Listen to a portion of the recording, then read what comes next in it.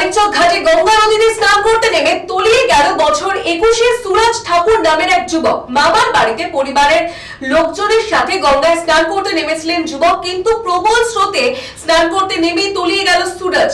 ঘটনাস্থলে খবর পেয়ে পৌঁছায় পুলিশ। বিগত কয়েকদিন আগে মালদার বালুচর এলাকায় পরিবারের লোকজনের সাথে মামার বাড়ি ঘুরতে আসে ওই যুবক। এরপর পরিবারের লোকজনের সাথে পূজা করার উদ্দেশ্যে মানিকচক ঘাটে আসেন ওই যুবক।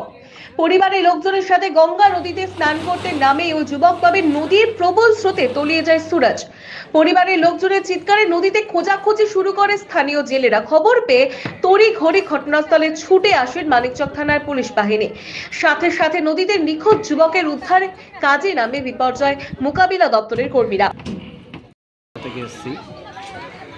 এখানে আমার ছেলে ছোট বাচ্চা, তার মুন্ডন হতো, তাই কারণে আমরা এখানে এসেছিলাম। উনি এসেছিলেন হাওড়া থেকে আমাদের বাড়িতে পূজা দেওয়ার জন্য। স্নান করতে গিয়ে সবাই স্নান করে উঠেছে, ওইও ওঠার চেষ্টা করেছে। আমার ভাগনা কী কারণ পাঁচ মিনিট পড়ে গেছে না কী হয়েছে, তারপর থেকে এখনও মোটামুটি 2-2.5 ঘন্টা হয়ে গেছে, তাকে খুঁজে পাওয়া যাচ্ছে। কী নাম आप देख रहे हैं न्यूज़ UNI।